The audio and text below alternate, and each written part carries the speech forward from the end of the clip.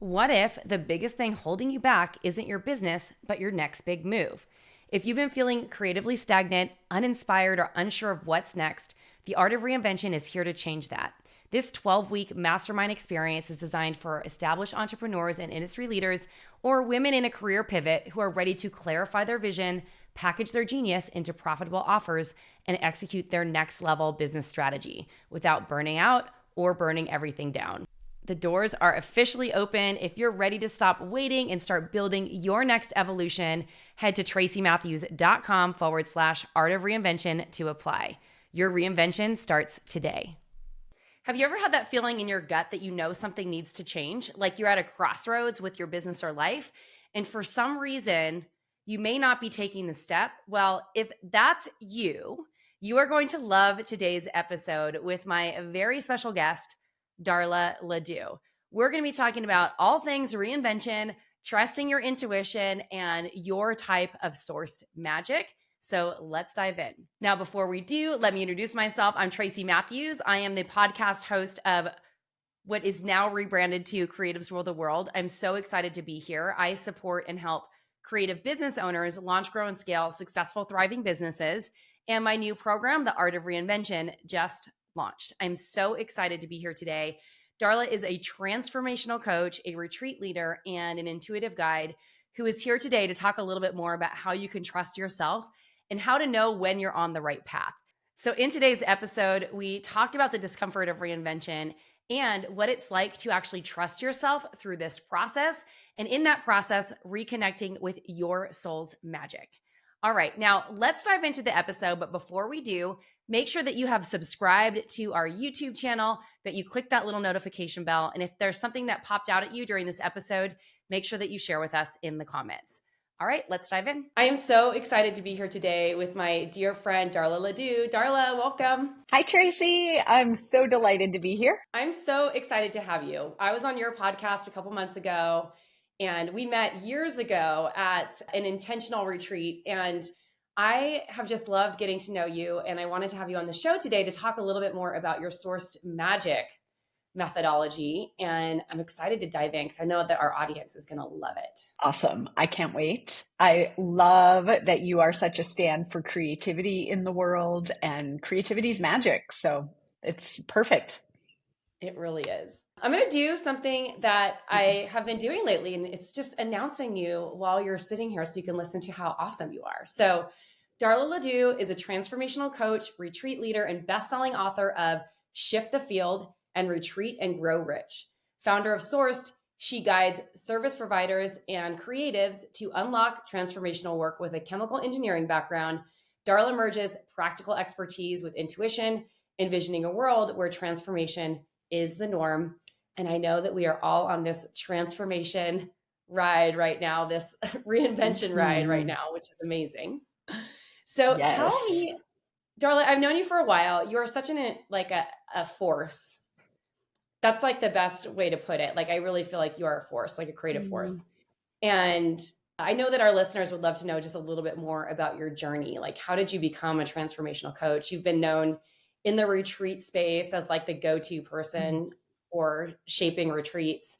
And now you're teaching source magic and supporting people in a lot of different ways. So tell me a little bit more about your journey. How'd you get here? Yeah. So I call myself an unlikely advocate for intuition and magic because I did go to school for engineering.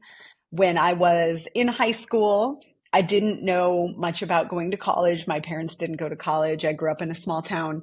I went to the guidance counselor, or I went to my math teacher because we did these assessments in math class. And I went up to him kind of overwhelmed, like, I don't know what I want to be. And he's like, well, you're good at math and science, so you should be an engineer. And I said, great, what's that? I had no clue. He wrote all of the types of engineering on a piece of paper. I can still see it so clearly. And I didn't know what any of them were. And I said, well, which one's the hardest? And he circled chemical. Yeah, which one's the hardest? And I took that to my guidance counselor and I was like, this is what I'm going to be. And, wow. Not being a quitter, I went to college. I still had no idea why I was getting this degree, but I didn't my mom raised me not to quit. And so before you know it, I'm an engineer at Procter and Gamble. And I loved it. And I had a lot of fun developing products and interviewing customers, doing market research. It was a lot of fun. And then one day, I was trained as a coach within my company, and it was a very transformational training, forcing me to look at how my patterns were showing up in the way I was leading. And I thought, I had no idea. I had no idea I had patterns that, I didn't know any of this world. Yes. And I thought, why doesn't everybody know this? That was the first thing. Yep. And then the second thing, I had worked on this project where we did a ton of customer research, and then it came time to do the ideation and make recommendations to the leadership team. This is what we've discovered, and these are the projects we recommend.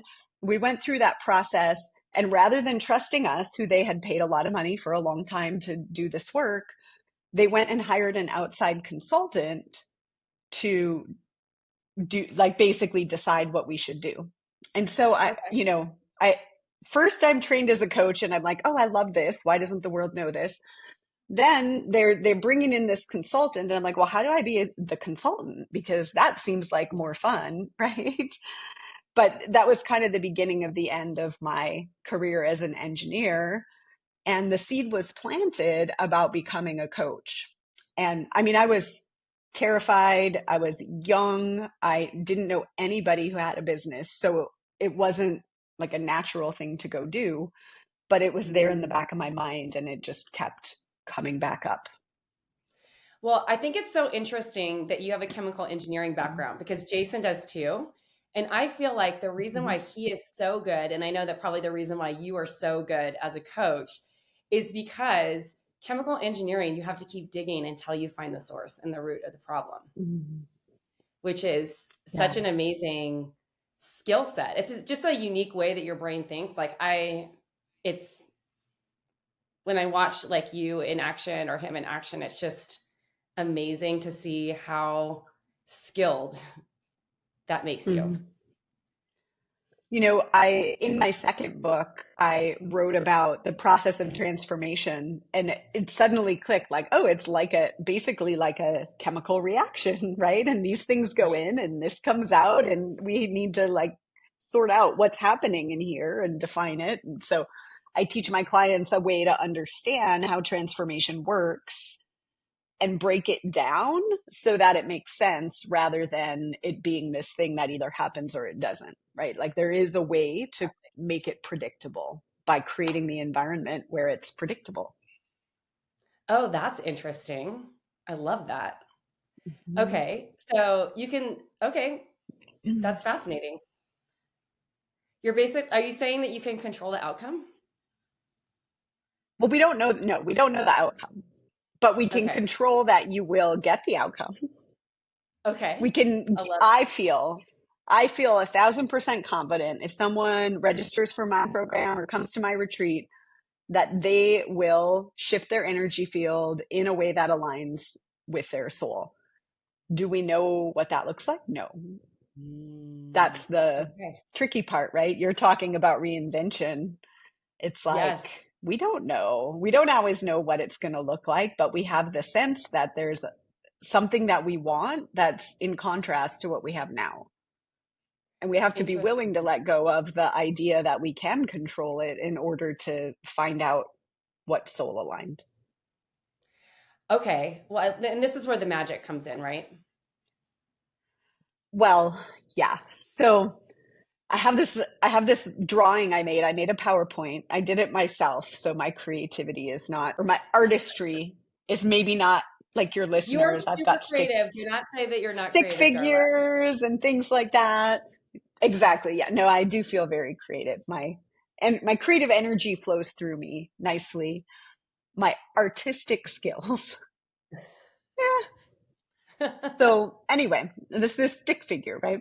So the idea is, so first of all, our magic is our connection to what I call source, the divine, God, spirit, the universe, the collective energy. It's not a religious concept, but we have guidance. Typically, when I talk about it, I say it's your inner knowing, right? But your inner knowing comes from source, our connection to all that is.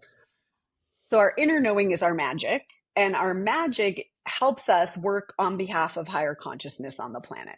So this is my, woo perspective I love that it. those of us who, would be listening to a podcast like this, we're bringers of light to the planet. And so when we follow our inner knowing, we're bringing more light, and we don't have to overanalyze it. And as a chemical engineer, right, I can overanalyze like the best of them. We don't have to overanalyze it. If we're trusting our magic, we are doing our job here.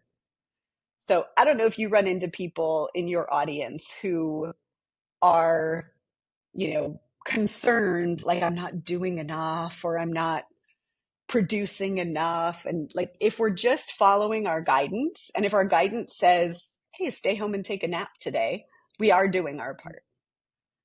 So we want to get tapped into our guidance. And a lot of times there's things in the way, right? So I've got these little stick figures with the direct line to source, but then we have where we're cut off from source. Yep. Because we followed our knowing sometime as a young person, and we have, various blocks like this. We followed our knowing at some point, and someone judged it and said, don't do that. Don't express like that. We don't do that here. Or how could you know that?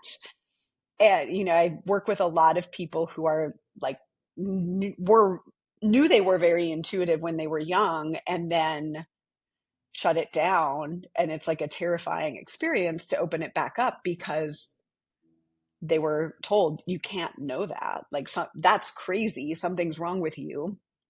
I have a client who her parents literally took her to an exorcist when she was a Really? child.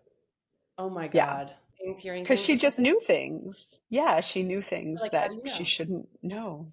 Yeah. Yeah.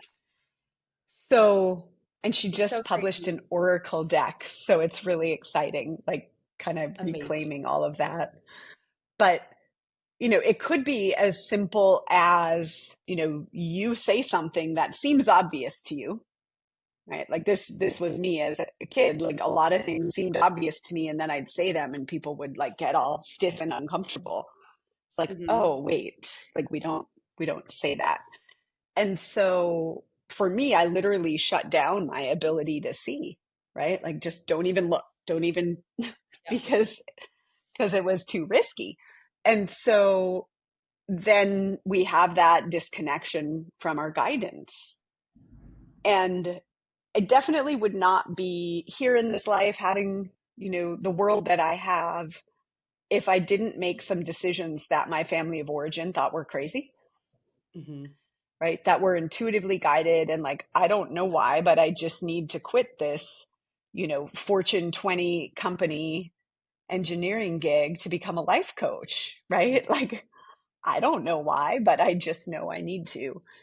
And the more we trust our knowing, the more access we have to our knowing, and the Yes. easier life gets, right? The more free and alive life gets, but not without bumping into the contrast of the conditioning, right? Like someone's going to get Right. disrupted when we follow our knowing.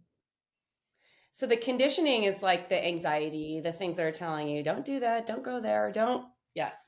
Right. Right. And it, for everybody's version is different. As an engineer, it was like data, logic, right? Like what's the smart thing? That was big for me. Mm. When I finally started my business, I cashed out a retirement account in order to start my business. Wow. And for a long time, I was trapped because I had the belief that you can't do that. Like I was getting the clues to do that, but it's not a smart thing to do to pay the early withdrawal fee. And my identity was I'm smart.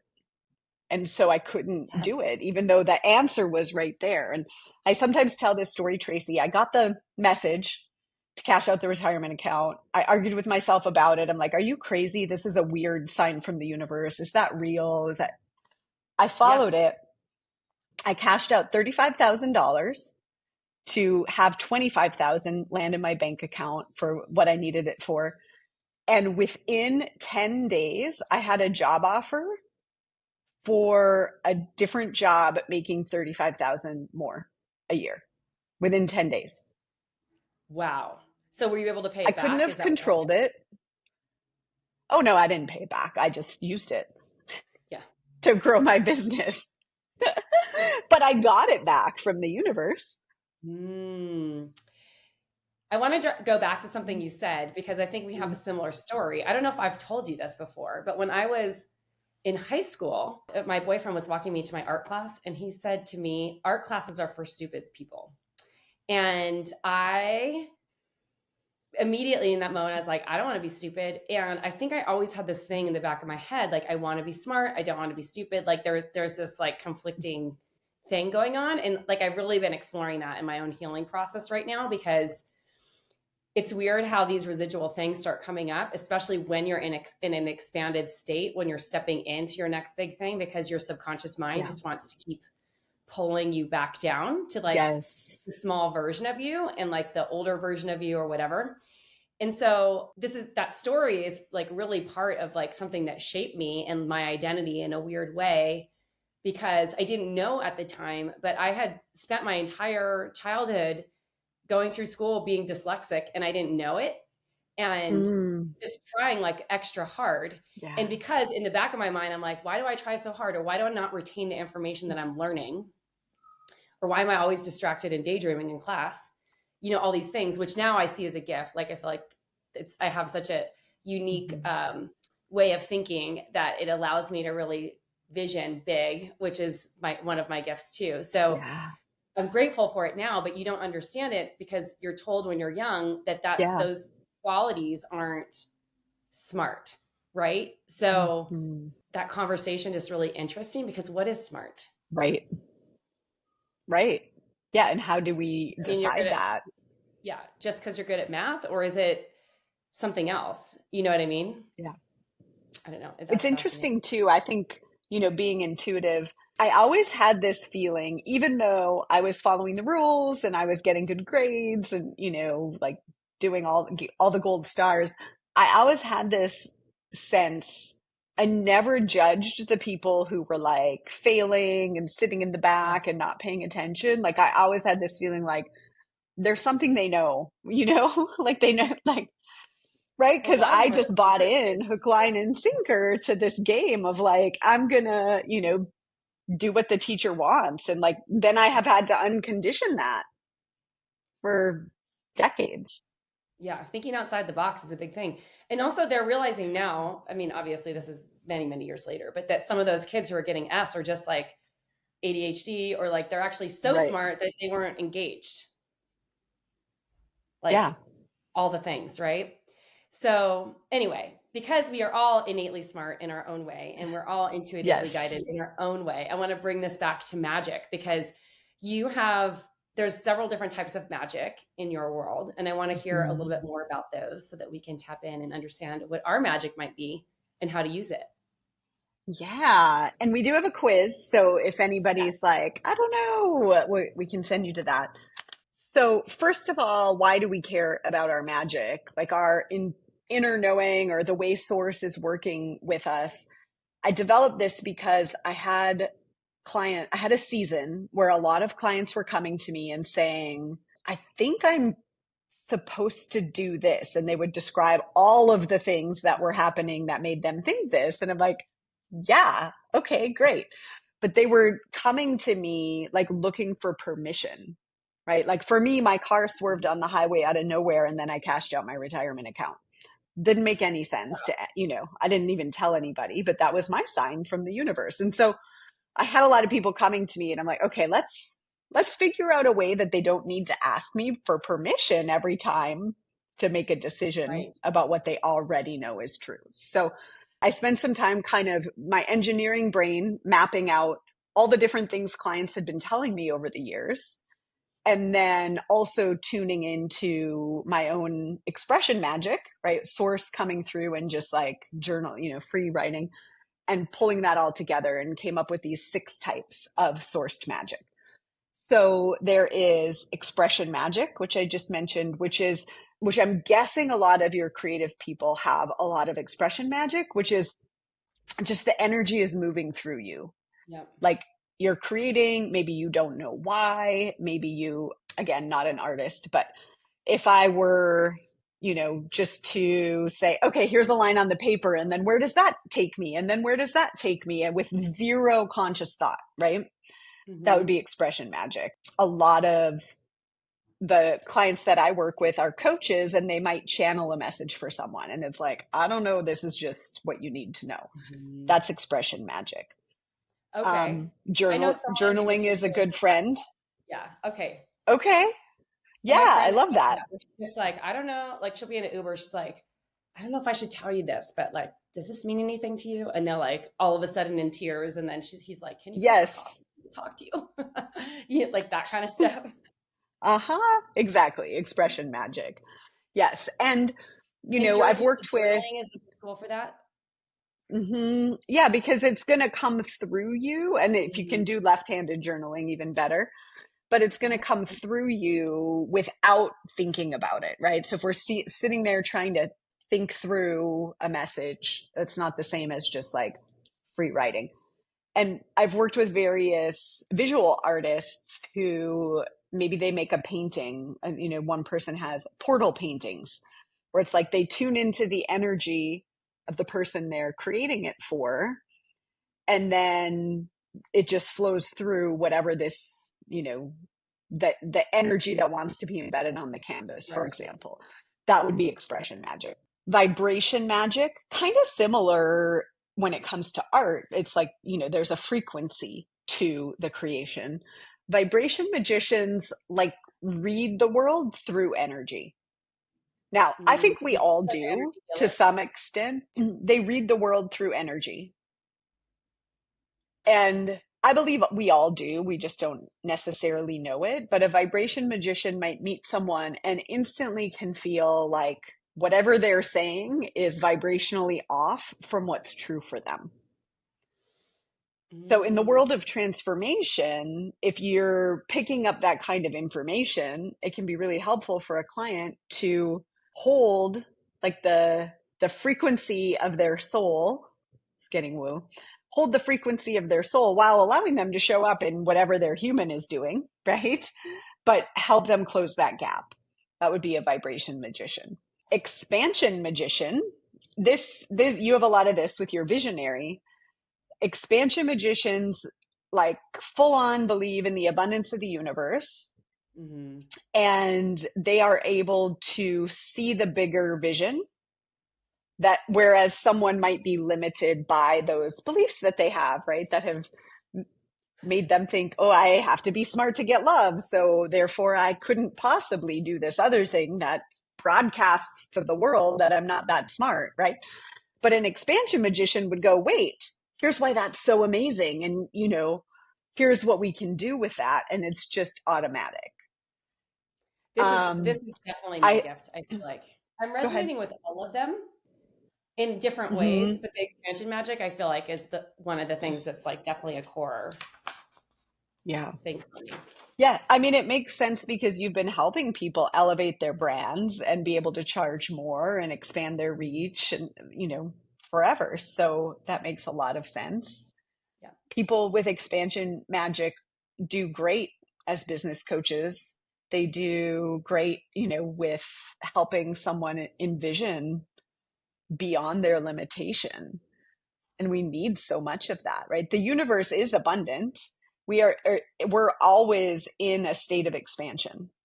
Like nature keeps growing, right? And we're part of nature and we're meant to keep growing.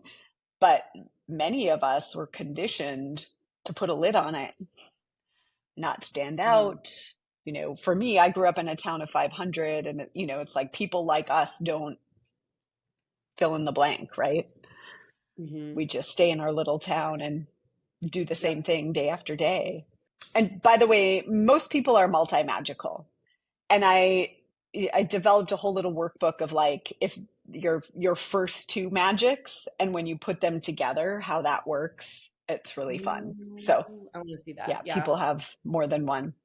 There is sensation magic. This is a big part of my story. This is feeling the energy in your body, picking up the Mm. energy that someone else has in their body. You can feel it in your body. Would that be It's the most, like empath?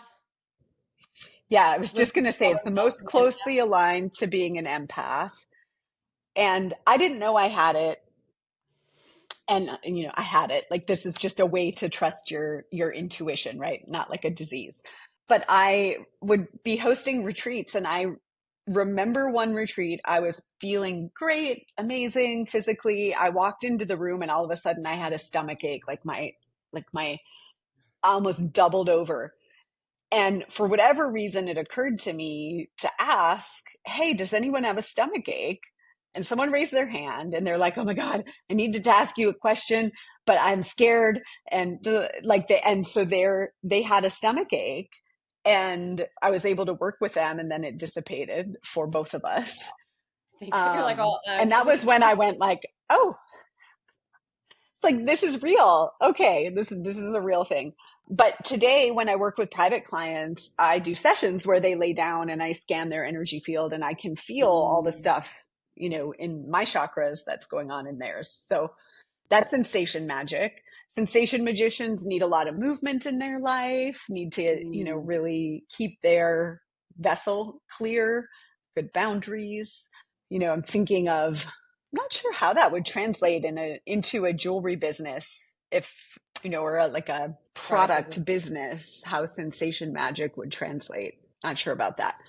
Probably, so I would guess if someone's primary is sensation, they're probably in a different, they're more like in an art or in a healing type career, Yes, possibly.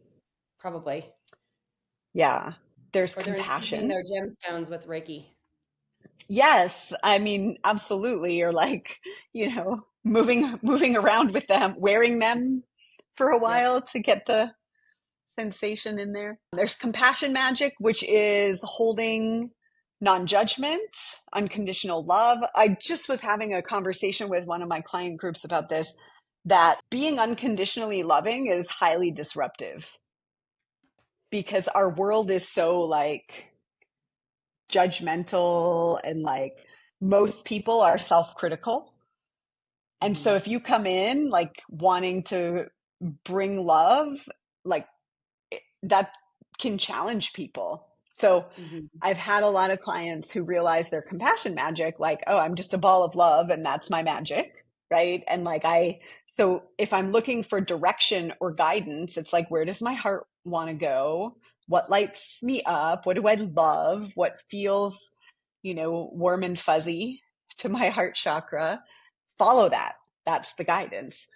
And I've had so many people discover compassion magic as their top and get upset about it. Like it's weak, like Oh, it's I think not it's power. convenient. It Mm, is. It, to me, it's the mm, most powerful. And you've got to be really good with boundaries. You can't be out like trying to fix everyone and like, you mm, know, meddling, which can be a shadow side.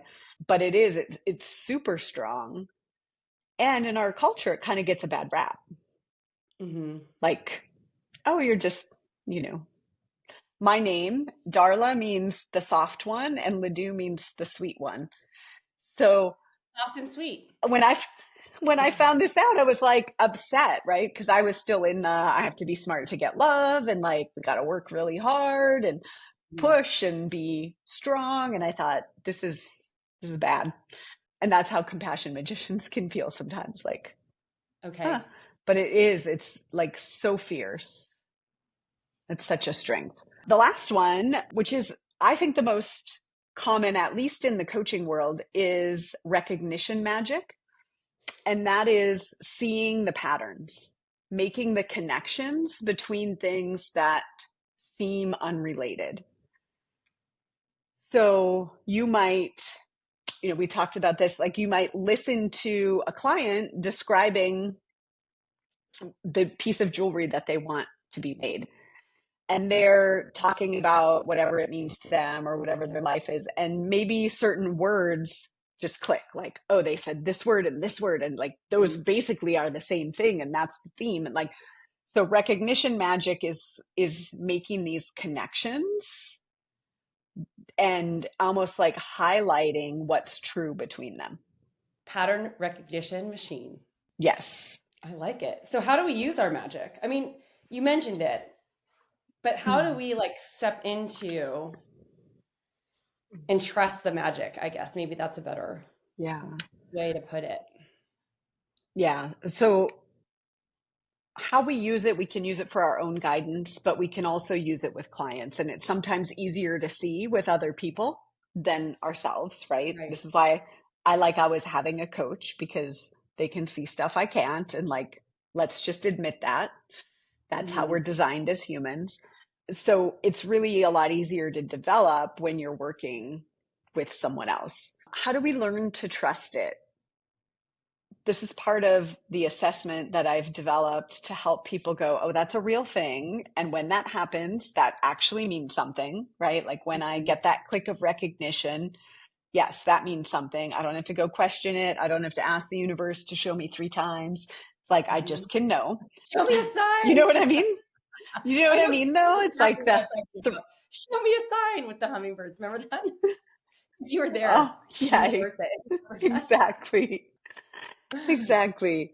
The other thing is to stay on your transformational path. So these defaults that we have that disconnect us from our knowing, when we say, I have to be smart, or I can't be too loud, or I can't be too much, or I have to stay in this relationship in order to be a good person, right? Because if I get divorced, I'm not a good person. And so therefore I have to stay in this, but maybe like all of my magic is accessible outside of this. And this energy of this relationship is actually shutting it down for whatever reason. And so, but if we have a belief like I can't leave for a million reasons that we might have that, then we're saying no to our magic. So it's like being willing to move through the pain of reinvention, to be more connected with who we are as a soul. So it's both. It's like, oh, I have expression magic. So if I just talk, eventually I'll say the truth and I'll hear it and like, oh, there it is. Or I'm going to put myself on a retreat where I can actually remove the reason I don't trust myself to begin with and get more clear. Let's talk about the discomfort of going through reinvention, because I know that it's on everyone's mind. I feel like it's come up in every podcast interview. I was just interviewing someone today about her new book that's coming out, and she was saying 2024 like kicked everyone in the ass basically, and a lot of people are in this space of like just wanting to upgrade their identity, upgrade their business, like step into something new. So how do you use the magic to like navigate that? It's interesting because when we're in it, like our magic may seem far away, right? It's like, wait, everything's, off. And like, if we're being called to something that feels foreign, it's normal and human to resist it. So just knowing that is the first thing. What I would say is your magic might get fuzzy. Like maybe when you're in integration, that's what I call it, when we're in the new energy and it's flowing and like, everything's starting to click into place, our magic is on point. But when we're feeling threatened because we have to let go of an identity to see what emerges, like it immediately we go into contraction and it might not feel as easy to access. I think you should have a coach, get support, someone who can see what you can't. Because when you're in it, you're really exhibiting the pattern. Like you were saying earlier, ooh, and then the ego comes in and it wants us to stay safe, right? And so get someone outside of you who can name it, validate it, and so you can move that energy and step more into who you are. I think that's the first advice. And then it's like, we know At some level, we know on the other side is more access to our magic. And that's what we want. Like, we want to just like be on our path, know our path, trust our path, express fully. And so at some level, we know that's where we're going. And I don't think anybody gets there without bumping up against something, right? So it's like, just know that my divine flow is on the other side of this, and be willing to go through it and be willing to disrupt whatever has to be disrupted to get there. Like, I'd like to say, oh, your magic is just going to know in the midst of that. But it's like, the truth is, we get fuzzy, we get scared. Yeah. Like, let's not pretend and be all Pollyanna about it. Like, we're going to get scared. We're going to want to run to safety. But sometimes there's no other way except for through it. You can't go back. And it's like, point, be willing to give yourself a new experience and show up in a different way and see what happens. And your magic will be there to meet you, right? But it's like, in the moment, there's not a guarantee. There's just a an awareness that something more is available. God, this has been such I feel like that, like, as I'm saying this, I feel like there should be like a more rosy answer. But it's like, your magic will know, ooh, this is not it, and there's something else. But I haven't yet experienced knowing exactly how it's going to go in the process. Well, I think even though I know a lot. Yeah, exactly. It's like, my intuition knows a lot, but then it's like, ooh, but then I have to be different, and it's edgy and scary. It's interesting because we've been talking a lot through my reinvention process and also your reinvention process, and like everything that's kind of been going on. We were connected on my birthday last year, which was like so cool. Got to spend so much time with you and just becoming better friends with you, which has been amazing. What I want to share, it's just, when you're going through a transition, it is so uncomfortable, and you might even feel like you're on the right path. You're like, what have I done? But honestly, at a certain point, there's no going back, right? Yeah. And so if you're being called to something and you're in that state where your magic feels fuzzy and all the things, just keep asking for clarity, because it will come. And it's shocking when it comes, because sometimes it comes in so fast and you're like, oh my gosh, I just put all the pieces together right there. Yes. And now it makes sense. And sometimes it's right in front of you, but you just can't see it because you're too close to it, right? We were talking about this. Yes. Absolutely. I'm here at an event. I'm in a hotel. I do not have red curtains in my home. I know, I was going to say, red curtains.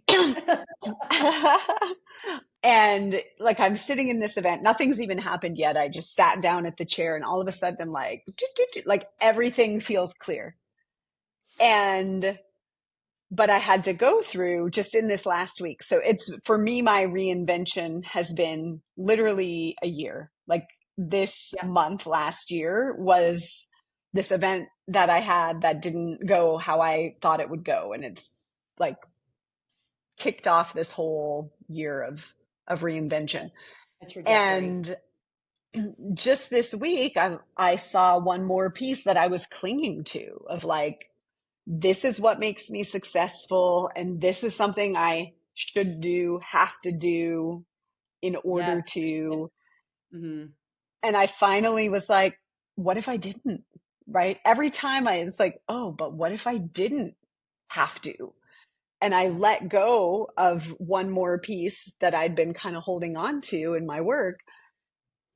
And then I sat down this morning, it was like, oh, but the letting go, I mean, I'm getting better, we just get better at it, but like, it's so painful. It's like, oh, I have to tell this person this thing, and then I have to tell this person, and then these people will know that this is happening. And so what are they going to think? And that's where my brain goes. I don't know about you.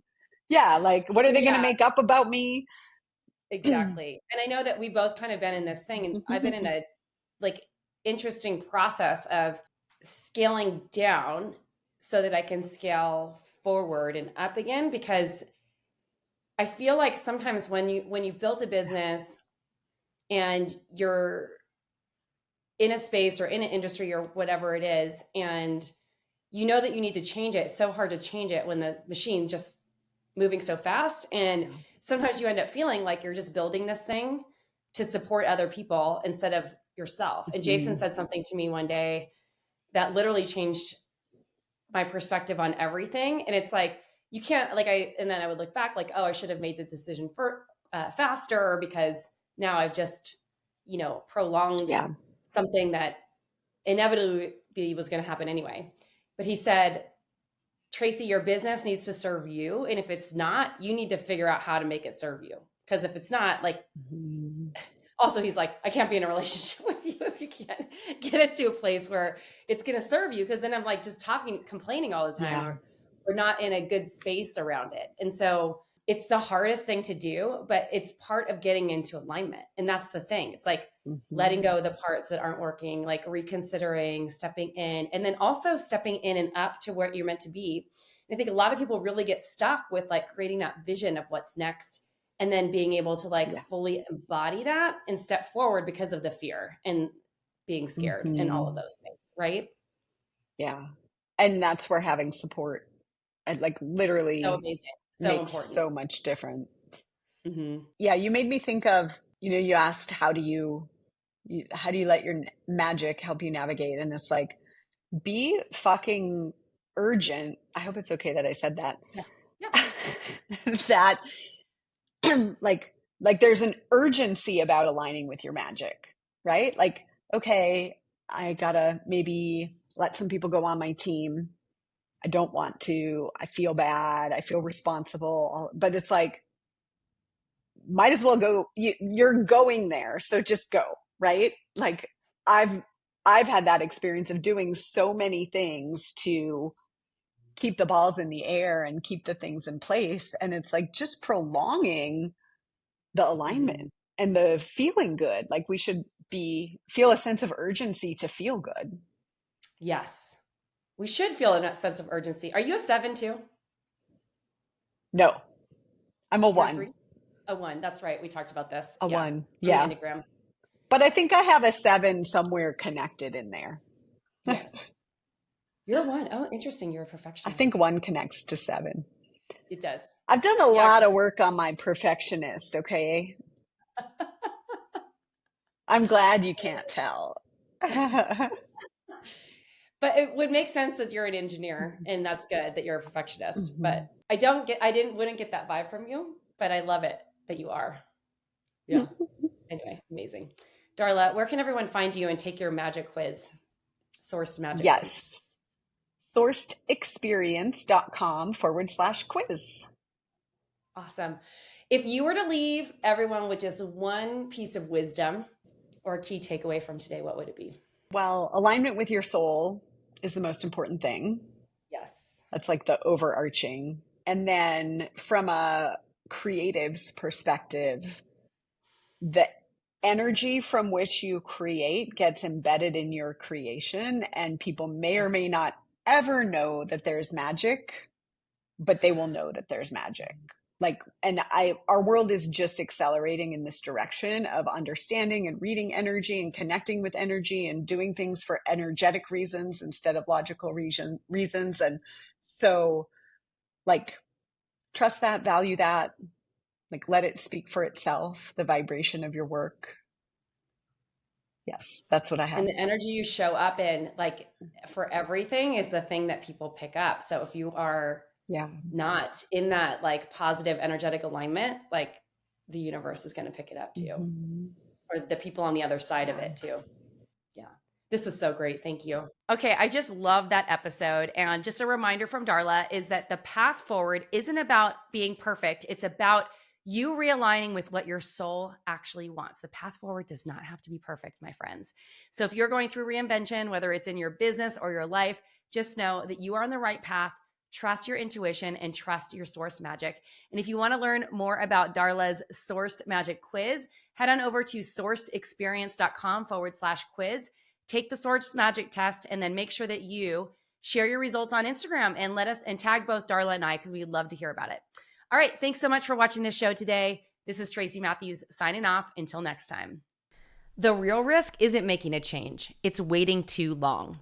If you've been stuck in indecision, wondering what's next for your business or your career, this is your invitation to finally get clarity and take action. The Art of Reinvention is a 12-week immersive mastermind where I'll help you refine your vision and craft a roadmap for what's next.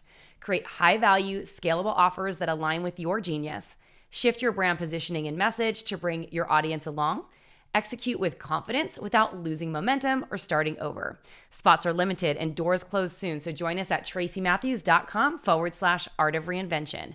Your next chapter is waiting. Are you ready to claim it?